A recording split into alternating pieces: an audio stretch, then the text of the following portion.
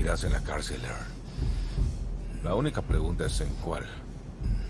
Normalmente podría extraditar tu trasero a Colombia.